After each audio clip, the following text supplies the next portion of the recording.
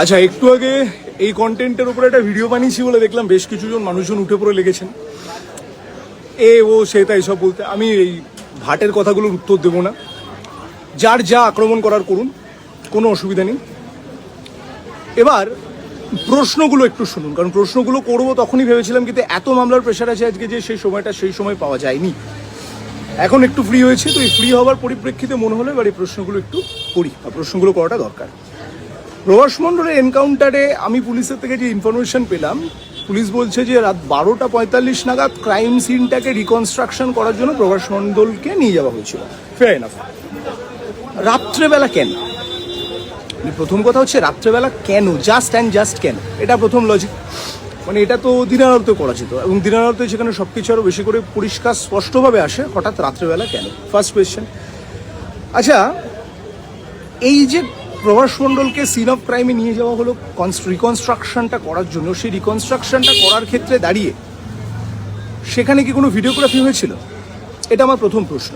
মানে videographic evidence ছাড়া এইভাবে রিকনস্ট্রাকশন করানো, মানে কোনো সাবস্টেন্টিভিটি কিন্তু থাকছে না। মানে এটা একটা বড় সড়ো কোয়েশ্চেন আমার মাথায় এসছে। এক।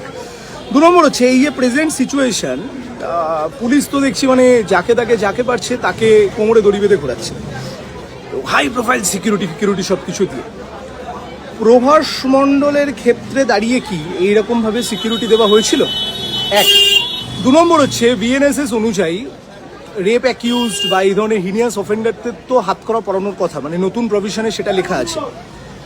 প্রভাস মণ্ডলকে কি হাতকড়া পরানো হয়েছিল?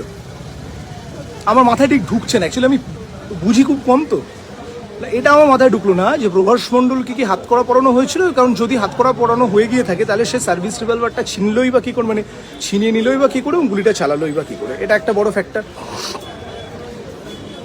এবার যখন সিন অফ ক্রাইমটা রিকনস্ট্রাকশন হচ্ছে সেই সময় দাঁড়িয়ে প্রভাস মণ্ডল কতটা, মানে according to the opinion of the police officials, Prabhas Mondal নাকি গুলি চালিয়েছিল, কতগুলো গুলি চালিয়েছিল এবং তার বিনিময়ে পুলিশ অফিসিয়ালসরা কতগুলো গুলি চালিয়েছিলেন এটা একটু দেখা কিন্তু প্রয়োজনীয়। কেন বলছি, মানে এনকাউন্টার হয়েছে একজন ধর্ষকের বা একজন অ্যাকিউজড, অ্যাকচুয়ালি ধর্ষক শব্দটা তো এখন বলা যায় না, এখনও অ্যাকিউজড, কারণ ইনোসেন্ট আনটিল প্রুভেন গিল্টি। তো সেখান থেকে দাঁড়িয়ে যখন একজন অ্যাকিউজডের এগেনস্টে এনকাউন্টার হলো, সেখানে কতজন এক্স্যাক্টলি প্রেজেন্ট ছিল, কত রাউন্ড গুলি ফায়ার হয়েছে, সেই জিনিসপত্রগুলো এখন অব্দি আমরা জানতে পারলাম না। তা আজকে 12:45 মানে রাত্রেবেলা যখন এনকাউন্টার হচ্ছে, তো in that moment of time, সেই রাত্রেবেলা পুলিশ এক্স্যাক্টলি অভিযুক্তকে দেখতে পেল কি করে যে অভিযুক্ত ওখান থেকে এসকেপ করার চেষ্টা করছে, বা সার্ভিস রিভলভার ছিনিয়ে নিয়ে তার উপরে ফায়ারিং করার চেষ্টা করছে? এটা কোয়েশ্চেন। তার সাথে সাথে আরও একটা প্রশ্ন বলি, মানে এগুলো হঠাৎ করে মাথায় এসছে। অ্যাকচুয়ালি মামলার প্রেশারের জন্য তখন ভিডিওটার মাধ্যমে এতগুলো কথা বলতে পারিনি, এখন বলতে পারছি কারণ সময়টা পেয়েছি বলে। গুলির এন্ট্রি উন্ড এবং এক্সিট উন্ড এটা কোথায়? রিভলভারটা ছিনিয়ে নেওয়ার পর অ্যাকিউজড কত রাউন্ড গুলি চালিয়েছিল?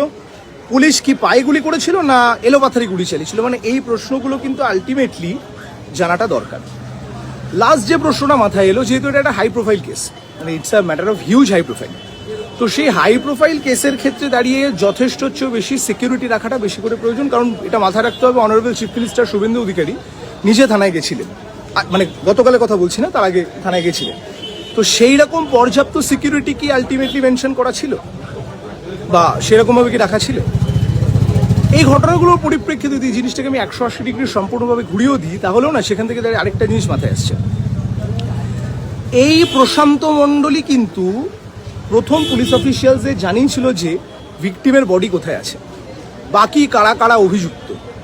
পার্টির ছেলে রাজা, রিমেম্বার দিস ওয়ার্ড, এই জিনিসটা কিন্তু আলটিমেটলি গোটা সোশ্যাল মিডিয়াতে এখন ঘুরে বেড়াচ্ছে। তো বাকি তিনজন গেল কোথায়? মানে প্রভাস মণ্ডলকে এনকাউন্টার করালো মানলাম, বাকি তিনজন কোথায় গেল? এই প্রশ্নগুলো আপনাদের কাছে রাখলাম, উত্তরগুলো পেলে আমাকে একবার জানাবেন তো, কারণ উত্তরগুলো পাওয়াটা দরকারি, ভীষণভাবে দরকারি।